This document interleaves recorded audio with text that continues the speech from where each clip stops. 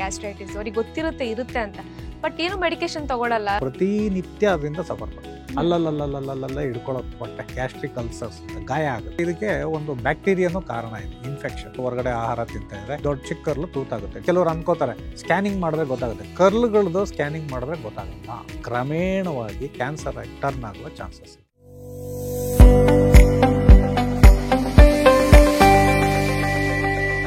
Sir, ಈಗ medication ತಗೊಳ್ಳೋದು ಒಂದು ಕತೆ ಅಂತಾದರೆ, ಇನ್ನು ಕೆಲವರು ಈಗ ಒಂದು ಮಟ್ಟಕ್ಕೆ ಇರುತ್ತೆ ಗ್ಯಾಸ್ಟ್ರೈಟಿಸ್ ಅವ್ರಿಗೆ ಗೊತ್ತಿರುತ್ತೆ ಇರುತ್ತೆ ಅಂತ, ಬಟ್ ಏನು ಮೆಡಿಕೇಶನ್ ತಗೊಳ್ಳಲ್ಲ.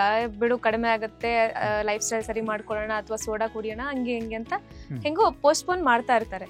ಈ ಥರ ಲಾಂಗ್ ಟರ್ಮಲ್ಲಿ ಏನೇನು ಕಾಯಿಲೆಗಳು ಇದರಿಂದ ಉಲ್ಬಣ ಆಗುತ್ತೆ ಗ್ಯಾಸ್ಟ್ರೈಟಿಸ್?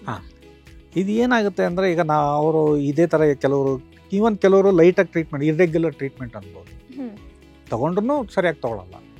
ಒಂದು ಇನ್ನೊರು ತೊಗೊಳೋದೇ ಇಲ್ಲ. ಹಿಂಗೆ ನಾನು ಕಟ್ಟಿ ಮಾಡ್ಕೊಂಡು ನಾನು ಹಂಗೆ ಕಮ್ಮಿ ಮಾಡ್ಕೋತೀನಿ, ತಣ್ಣೀರು ಕುಡ್ಕೋತೀನಿ, ಹಂಗೆ ಹಿಂಗೆ ಅಂತ ಕೆಲವರೆಲ್ಲ ಇರ್ತಾರೆ. ಆ ಥರ ಮಾಡಿದವ್ರಿಗೆ ಏನಾಗುತ್ತೆ ಅಂದರೆ, ಒಂದು ಕ್ರಾನಿಕ್ ಗ್ಯಾಸ್ಟ್ರೈಟಿಸ್ ಅಂತ ಕರಿತೀವಿ. ಅಂದರೆ ಆ ಲೈನಿಂಗ್ ಎಲ್ಲ ಹೋಗ್ಬಿಡುತ್ತೆ. ಒಳಗಡೆ ಇರತಕ್ಕಂಥ ಗ್ಯಾಸ್ಟ್ರಿಕ್ ಮ್ಯೂಕೋಸಲ್ ಲೈನಿಂಗ್ ಎಲ್ಲ ಡ್ಯಾಮೇಜ್ ಆಗುತ್ತೆ. ಕ್ರಾನಿಕ್ ಗ್ಯಾಸ್ಟ್ರೈಟಿಸ್ ಆಗಿ ಇವನು ಅದರಲ್ಲಿ ಪ್ರತಿನಿತ್ಯ ಅದರಿಂದ ಸಫರ್ ಪಡ್ತಾರೆ. ಇನ್ನು ಕೆಲವು ಸ್ವಲ್ಪ ಮುಂದುವರೆದೋದ್ರೆ ಗ್ಯಾಸ್ಟ್ರಿಕ್ ಸ್ಟ್ರಿಕ್ಚರ್ಸ್ ಅಂತ ಆಗುತ್ತೆ. ಅಲ್ಲಲ್ಲ ಹಿಡ್ಕೊಳ್ಳುತ್ತೆ ಹೊಟ್ಟೆ. ಒಂದು ನಾರ್ಮಲ್ ಆಗಿ ಅದರದ್ದು ಆಕಾರದಲ್ಲಿರಲ್ಲ, ಅದೊಂದು ಡೆವಲಪ್ ಆಗುತ್ತೆ. ಇದೆಲ್ಲ ಲಾಂಗ್ ಟರ್ಮಲ್ಲಿ ಆಗೋದು. ಇನ್ನು ಮುಂಚಿತವಾಗಿ ಅಂದರೆ ಈ ಅಲ್ಸರ್ಸ್ ಅಂತ ಆಗುತ್ತೆ, ಗ್ಯಾಸ್ಟ್ರಿಕ್ ಅಲ್ಸರ್ಸ್ ಅಂತ ಗಾಯ ಆಗುತ್ತೆ. ಅಲ್ಲಲ್ಲ ಗಾಯಗಳಾಗುತ್ತೆ. ಆ ಗಾಯಗಳೇನಾಗುತ್ತೆ ಅಂದರೆ ದೊಡ್ಡದಾಗ್ತಾ ಹೋಗುತ್ತೆ. ಆ ಗಾಯಗಳಾದಾಗ ಇದಕ್ಕೆ ಒಂದು ಬ್ಯಾಕ್ಟೀರಿಯಾನು ಕಾರಣ ಇದೆ, ಇನ್ಫೆಕ್ಷನ್. ಎಸ್ಪೆಷಲಿ ನಾವು ಊಟ ಮಾಡಿದಾಗ ಊಟದಿಂದ ಬರತಕ್ಕಂಥ ಒಂದು ಇನ್ಫೆಕ್ಷನ್ನು H. ಪೈಲೋರಿ ಅಂತ ಕರಿತೀವಿ, ಹೆಲಿಕೋಬ್ಯಾಕ್ಟರ್ ಪೈಲೋರಿ ಅಂತ. ಈ ಬ್ಯಾಕ್ಟೀರಿಯಾ ಎಸ್ಪೆಷಲಿ ಎಲ್ರಿಗೂ ಇರುತ್ತೆ, ಎಲ್ಲರ ಹೊಟ್ಟೆಲೂ ಇರುತ್ತೆ. ನಾವು ನನ್ನ ಹೊಟ್ಟೆಲಿಲ್ಲ, ನಿಮ್ಮ ಹೊಟ್ಟೆಲಿದೆ, ಅವರಲ್ಲಿದೆ, ಪ್ರತಿಯೊಬ್ಬ ಜನದ ಹೊಟ್ಟೆಲೂ ಇರುತ್ತೆ. ಮತ್ತು ಎಲ್ರಿಗೂ ಟ್ರೀಟ್ಮೆಂಟ್ ಬೇಕಾಗಿಲ್ಲ. ಯಾಕೆ ಅಂತಂದರೆ, ನೀವು ಇವತ್ತು ಟ್ರೀಟ್ಮೆಂಟ್ ಕೊಟ್ಟಿದ್ದೀರಾ ಅಂದರೆ ಇವತ್ತೆಲ್ಲ ಒಟ್ಟೋಗಿದೆ ಅಂತ ತೀರ್ಮಾನ ತೊಗೊಂಡ್ರೆ ಮತ್ತೆ ನೀವು ಒಂದು ತಿಂಗಳು ಬಿಟ್ಕೊಂಡು ನೀವು ಮತ್ತೆ ಹೊರಗಡೆ ಆಹಾರ ತಿಂತಾಯಿದ್ರೆ 99% ರಿಕರೆನ್ಸ್ ರೇಟ್ ಇದೆ, ಮತ್ತೆ ಬರ್ತದೆ. ಸೊ ಮತ್ತೆ ಯಾರಿಗೆ ಟ್ರೀಟ್ಮೆಂಟ್ ಕೊಡಬೇಕು ಅಂದರೆ, ಈ ಗ್ಯಾಸ್ಟ್ರಿಕ್ ಅಲ್ಸರ್ಸ್ ಇರೋರು ಪ್ರೋಗ್ರೆಷನ್ ಆಗುತ್ತೆ ಕಾಯಿಲೆ. ಒಂದು ತೂತಾಗ್ಬೋದು, ಈ ದೊಡ್ಡ ಚಿಕ್ಕರ್ಲು ತೂತಾಗುತ್ತೆ, ಡಿಯೋಡಿನಲ್ ಅಲ್ಸರ್ಸ್ ಅಂತ ಕರಿತೀವಿ. ಇದನ್ನು ಪೆಪ್ಟಿಕ್ ಅಲ್ಸರ್ಸ್ ಅಂತಲೂ ಕರಿತೀವಿ. Gastric intestinal first part of the intestine ಇದಾದಾಗ ಪೆಪ್ಟಿಕ್ ಅಲ್ಸರ್ಸ್ ಅಂತ ಕರಿತೀವಿ. ಇದು ಗ್ಯಾಸ್ಟ್ರಿಕ್ ಅಲ್ಸರ್ಸ್ ಅಂತಲೂ ಕರ್ಕೋಬೋದು. ಇಲ್ಲಿ ಹೊಟ್ಟೆನಲ್ಲೇ ಹುಣ್ಣಾದಾಗ ಅದು ಮುಂದಕ್ಕೆ ಹೋದಾಗ ಪೆಪ್ಟಿಕ್ ಅಲ್ಸರ್ಸ್ ಅಂತಲೂ ಕರಿತೀವಿ. ಈಗ ಕರ್ಲ್ ತೂತಾಗುತ್ತೆ, ಪರ್ಫೊರೇಷನ್ ಅಂತೀವಿ, ತೂತಾಗುತ್ತೆ ಕರ್ಲು, ಡಿಯೋಡಿನಲ್ ಪರ್ಫೊರೇಷನ್. ಅವಾಗ ಆಪ್ರೇಷನ್ ಮಾಡ್ತೀವಿ. ಆ ತೂತು ಮುಚ್ಚಿಬಿಟ್ಟು, ಹೇಗೆ ಅಲ್ಸರಿಂದ ಆಗಿದೆಯಪ್ಪ, ಅದೇ ಅಲ್ಸರ್ ಆಪ್ರೇಷನ್ ಆಯ್ತು ಸರ್ ನನಗೆ ಮೊನ್ನೆ ಅಂತೆಲ್ಲ ಹೇಳ್ತಾರೆ. ಸೊ ಅದೇ ನಾನು ಹೇಳಿದ್ದು, ಅವಾಗ ಮೊದಲು ಹೇಳಿದ್ನಲ್ಲ, ನಾವು ಮೊದಲೆಲ್ಲ ಆಪ್ರೇಷನ್ ಮಾಡ್ತಾಯಿದ್ವಿ, ಬಿಲ್ರಾತ್ ಒಂದು, ಅವಾಗ ಅರ್ಧ ಹೊಟ್ಟೆನೇ ಕತ್ತರಿಸ್ಬಿಡ್ತಿದ್ವಿ. ಆಮೇಲೆ ವೇಗಾಟಮಿ ಮಾಡ್ತಿದ್ವಿ. ಅದರಲ್ಲೂ ಭಾಳ ಥರ ಸರ್ಜರಿಗಳಿತ್ತು ಅವಾಗೆಲ್ಲ. ಇವಾಗೆಲ್ಲ ಹೊರಟೋಗಿದೆ. ಇವಾಗೆಲ್ಲ ಬರೀ ಮೆಡಿಕೇಷನ್ನಲ್ಲೇ ವಾಸ ಮಾಡ್ತಾರೆ. ಬಟ್ ತೂತಾದಾಗ ಮಾತ್ರ ಆಪ್ರೇಷನ್ ಬೇಕೇ ಬೇಕು. ಪರ್ಫೊರೇಷನ್ ಅಂತ ಕರಿತೀವಿ, ಇಂಟೆಸ್ಟೈನಲ್ ಪರ್ಫೊರೇಷನ್ ಅಥವಾ ಡಿಯೋಡಿನಲ್ ಪರ್ಫೊರೇಷನ್ ಅಂತ.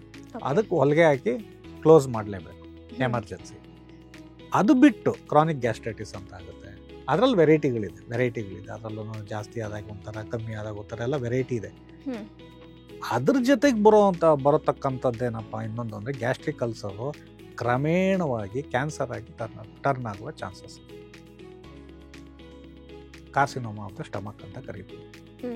ಸೊ ಆ ಕ್ಯಾನ್ಸರ್ ಬೆಳೆದು ದೊಡ್ಡದಾಗಿ ಆಗುತ್ತೆ. ಅದು ಏನಂದರೆ, ಯಾರು ತೀರಾ ನೆಗ್ಲೆಕ್ಟ್ ಮಾಡಿ ಸುಮ್ಮನೆ ದೊಡ್ಡ ಡಾಕ್ಟ್ರಿಗೆ ತೋರಿಸ್ತಲ್ಲ.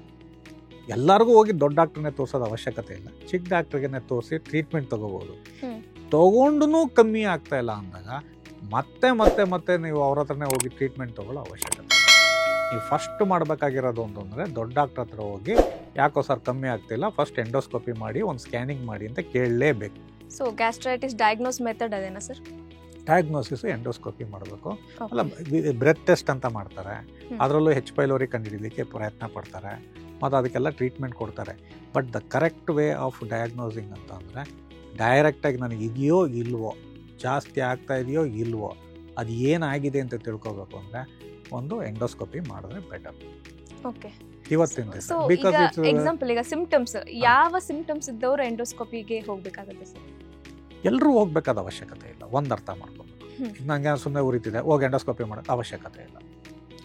ಮುಖ್ಯವಾಗಿ ಯಾರಿಗೆ 40 ವರ್ಷದ ದಾಟಿ ಇವತ್ತವರೆಗೂ ನಂಗೆ ಗ್ಯಾಸ್ಟ್ರಿಕ್ ಇಲ್ಲಪ್ಪ, ನಾನು ಚೆನ್ನಾಗಿದ್ದೆ, 40 ವರ್ಷ ವಯಸ್ಸಾಗಿದೆ, ಇದ್ದಕ್ಕಿದ್ದಂಗೆ ನನಗೆ ಹೊಟ್ಟೆ ಉರಿಯೋಕ್ಕೆ ಶುರುವಾಗಿದೆ, ಮಾತ್ರೆ ಬರ್ಕೊಟ್ಟಿದ್ದಾರೆ, ಡಾಕ್ಟರ್ ತೋರಿಸಿದ್ದೀನಿ, ಗ್ಯಾಸ್ಟ್ರಿಕ್ ಅನ್ರಿ ಮಾತ್ರೆ ತೊಗೊಳ್ರಿ ಅಂತ ಹೇಳಿದ್ದಾರೆ, ನಾನು ತೊಗೋತಾ ಇದ್ದೀನಿ ಮಾತ್ರೆನ, ಆದರೆ ಕಮ್ಮಿ ಆಗ್ತಾ ಇಲ್ಲ. ಮತ್ತೆ ಒಂದು ತಿಂಗಳು ಬಿಟ್ಕೊಂಡು ಮತ್ತೆ ಅದೇ ಕತೆ, ಮತ್ತೆ ಅದು ಹೋಗ್ತೀನಿ, ಮತ್ತೆ ಅದೇ ಮಾತ್ರೆ ಬರ್ಕೊಡ್ತಾರೆ, ಮತ್ತೆ ತೊಗೋತಾ ಇದ್ದೀನಿ, ಮತ್ತೆ ಕಮ್ಮಿ ಆಗಿಲ್ಲ. ಆವಾಗ ಅವ್ರು ಹೋಗ್ಬೇಕು. ಅವ್ರ endoscopy is a ideal candidate for endoscopy ಮಾಡಿಸ್ಲೇಬೇಕು. ಮತ್ತೆ ಪದೇ ಪದೇ ಗ್ಯಾಸ್ಟ್ರೈಟಿಸ್ ಬರ್ತಾ ಇದೆ, ಆವಾಗ ಹೊಟ್ಟೆ ಉರಿ ಬರೋದು, ತೊಳಸೋದು, ಮಾತ್ರೆ ತೊಗೋತೀನಿ ಕಮ್ಮಿ ಆಗುತ್ತೆ, ಮತ್ತೆ ಬರ್ತಾ ಇದೆ, ಮತ್ತೆ ಹೋಗ್ತಾ ಇದೆ, ಮತ್ತೆ ಬರ್ತಾ ಇದೆ, ಯಾಕೋ ಸರಿ ಆಗ್ತಾ ಇಲ್ಲ ಅಂತ ಅನ್ನಿಸ್ದಾಗ ಎಂಡೋಸ್ಕೋಪಿ ಮಾಡಿಸ್ಬೇಕು. ಪದೇ ಪದೇ ಎಂಡೋಸ್ಕೋಪಿ ಮಾಡಿಸೋದು ಬೇಕಾಗಿಲ್ಲ, ಒಂದು ಸತಿ ಮಾಡಿಸಿದ್ರೆ ಸಾಕು. ಈ ಹೊಟ್ಟೆನಲ್ಲಿ ಏನೂ ಇಲ್ಲಪ್ಪ, ಎಂಡೋಸ್ಕೋಪಿ ಎಲ್ಲ ನೋಡಿದ್ದೀವಿ ಚೆನ್ನಾಗಿದೆ ಅಂದರೆ ಅಷ್ಟೇ, ಏನೇನು 20 ವರ್ಷವರೆಗೂ ಏನು ಬೇಕಾಗಲ್ಲ. ಆದರೆ ವಯಸ್ಸಾದವ್ರಿಗೆ 50 ವರ್ಷ 60 ವರ್ಷ 70 ವರ್ಷ ಆದವ್ರಿಗೆ 100% ಅವ್ರು ಪದೇ ಪದೇ ಮಾಡಿಸ್ಬೇಕು. ನಾಲ್ಗೆ ಮುಗಿದೋಯ್ತು ಅಂದ್ಕೊಳ್ಳೋಕ್ಕಾಗಲ್ಲ. ಏಜ್ ಆದಂಗೆಲ್ಲ ಅಡ್ವಾನ್ಸ್ ಆದಂಗೆಲ್ಲ ಕಾಂಪ್ಲಿಕೇಶನ್ಸ್ ಜಾಸ್ತಿ ಇರುತ್ತೆ. ಸೊ ಡಾಕ್ಟ್ರುಗಳ ಸಲಹೆ ಮೇಲೆ ಯಾವಾಗ ಕಾಲಕ್ಕೆ ಅವ್ರು ಎಂಡೋಸ್ಕೋಪಿ ಮಾಡಿ. ಯಂಗ್ಸ್ಟರ್ಸ್ಗೆಲ್ಲ ಏನು ಬೇಕಾಗಿಲ್ಲ. ಆದರೆ ಪದೇ ಪದೇ ಬರ್ತಾ ಇದೆ, ತೊಂದರೆ ಆಗ್ತಾ ಇದೆ ಅಂದರೆ ಒಂದು ಸತಿ ಯಾವಾಗಾದ್ರು ಬೇಕಾಗುತ್ತೆ. ಮತ್ತು ಈ ಕೆಲವರು ಅನ್ಕೋತಾರೆ ಸ್ಕ್ಯಾನಿಂಗ್ ಮಾಡಿದ್ರೆ ಗೊತ್ತಾಗುತ್ತೆ, ಕರ್ಲ್ಗಳದ್ದು ಸ್ಕ್ಯಾನಿಂಗ್ ಮಾಡಿದ್ರೆ ಗೊತ್ತಾಗಲ್ಲ, ಎಂಡೋಸ್ಕೋಪಿನೇ ಮಾಡಿಸ್ಬೇಕು. ಕೆಲವರು ಹೇಳ್ತಾರೆ ನಾನು ಸ್ಕ್ಯಾನಿಂಗ್ ಮಾಡಿಸ್ಕೊಂಡ್ಬಂದಿದ್ದೀನಿ ಏನು ತೊಂದರೆ ಇಲ್ಲ ಅಂತ.